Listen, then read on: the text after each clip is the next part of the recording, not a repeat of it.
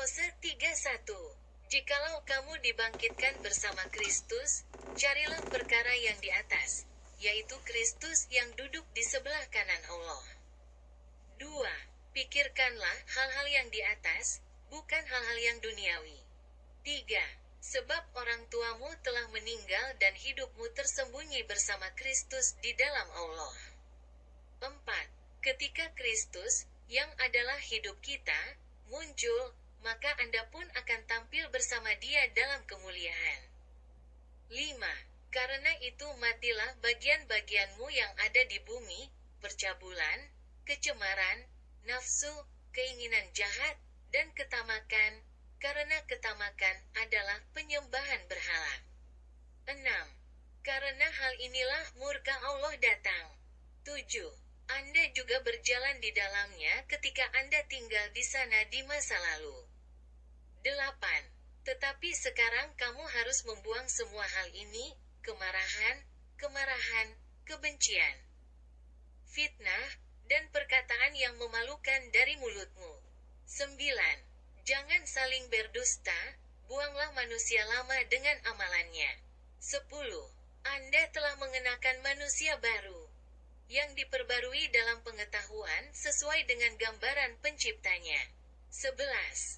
Tidak ada perbedaan antara Yunani dan Yahudi, bersunat dan tidak bersunat, barbar, Skit, budak dan merdeka. Tetapi Kristus adalah segalanya dan di dalam segalanya. Judul, Bersama Kristus. Paulus, yang memperingatkan terhadap ajaran-ajaran duniawi dalam pasal 2 surat ini. Menjelaskan hubungan orang-orang kudus dengan Kristus sebelum berbicara tentang prinsip-prinsip kehidupan baru umat Kristen dalam pasal ini. Paulus mengungkapkannya dengan kata-kata, bersama Kristus. Apapun yang dilakukan orang suci, jika dia tidak berada di dalam Kristus, tidak ada makna atau nilai sebagai orang suci. 3 hal yang secara khusus ditekankan dalam teks ini tidak mungkin terjadi tanpa Kristus. Yang pertama adalah mati bersama Kristus. Yang kedua adalah kebangkitan bersama Kristus. Yang ketiga adalah mendapatkan kemuliaan bersama Kristus. 1. Orang-orang kudus harus mati bersama Kristus. Ketika Paulus pertama kali melihat Tuhan yang mulia yang telah bangkit dalam perjalanan menuju Damaskus, dia bukanlah orang Nazaret rendahan seperti yang dia bayangkan. Yang lebih penting adalah dia menyadari misteri Injil melalui Yesus Kristus, yang menggenapi keselamatan. Dengan kata lain, rahasianya adalah adanya kebangkitan sejati ketika kita mati bersama Kristus. Tidak ada orang suci yang bisa disebut orang suci sejati kecuali dia mati bersama Kristus terhadap dosa dan dunia. Pepohonan yang mengering di musim dingin mungkin tampak tak bernyawa di luar, namun sebenarnya mereka tersembunyi di antara batang dan muncul kembali di musim semi yang baru. Demikian pula hidup kita tersembunyi di dalam Tuhan yang merencanakan keselamatan kita. Misteri Kristus ada di dalam Allah, dan misteri umat Kristiani ada di dalam Kristus. Salib mengajarkan kita bahwa kehidupan sejati tersembunyi di dalam kematian. Oleh karena itu, sama seperti Kristus dibangkitkan melalui kematian di kayu salib, kita juga harus menyalibkan diri kita yang lama. Karena hanya dengan itulah kehidupan Tuhan yang tersembunyi dapat terungkap. 2. Orang-orang kudus harus dibangkitkan bersama Kristus. Jika Anda telah dibangkitkan bersama Kristus, carilah hal-hal yang di atas, di mana Kristus berada, yang duduk di sebelah kanan Allah.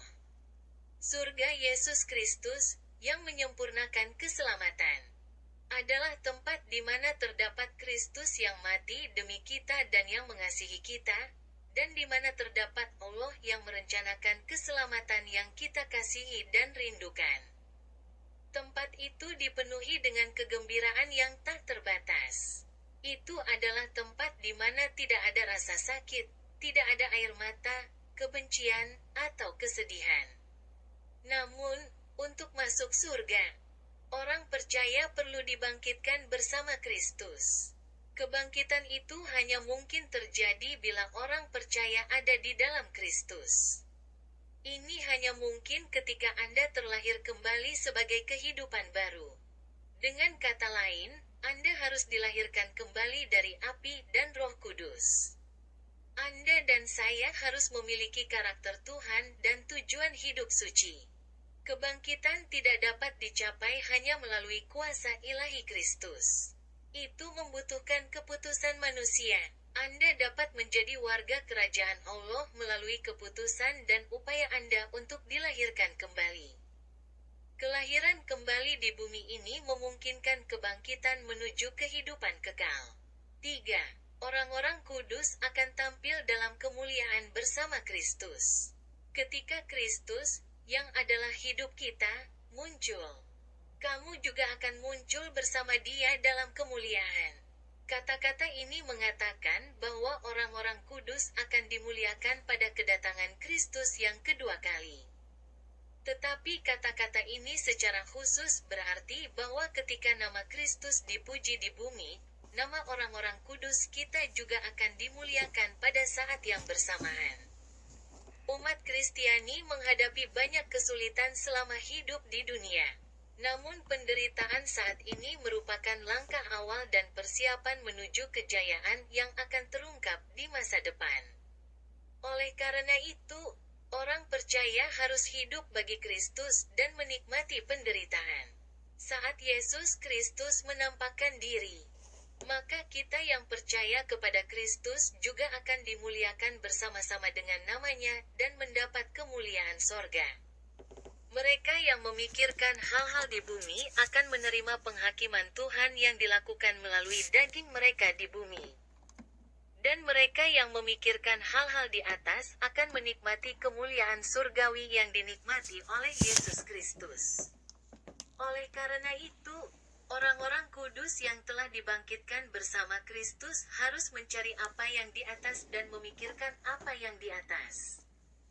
Ketika kita menyerahkan segala urusan duniawi kepada Tuhan dan mencari kerajaan Allah serta kebenarannya, maka kita akan dijamin tidak hanya hidup kekal, tetapi juga hidup diberkati di bumi ini.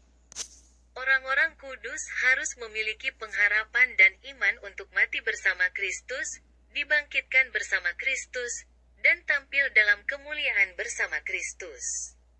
Untuk melakukannya, engkau harus hanya memikirkan hal-hal di atas dan dengan berani membuang keterikatanmu pada hal-hal duniawi. Hanya dengan cara itulah semua itu akan tercapai. Judulnya bersama Kristus. 1. Orang-orang kudus harus mati bersama Kristus. 2. Orang-orang kudus harus dibangkitkan bersama Kristus. 3. Orang-orang kudus akan tampil dalam kemuliaan bersama Kristus. Tuhan yang Maha Kuasa, Bapa, bersama Yesus Kristus, yang menyelesaikan keselamatan, bantulah kami untuk meninggalkan percabulan, kenajisan, keserakahan, nafsu jahat, dan keserakahan. Semoga kita dibangkitkan bersama Yesus Kristus yang menyempurnakan keselamatan kita. Mari kita memuliakan Tuhan dengan pengharapan dan iman bersama Yesus Kristus, yang menyempurnakan keselamatan kita. Saya berdoa dalam nama Yesus.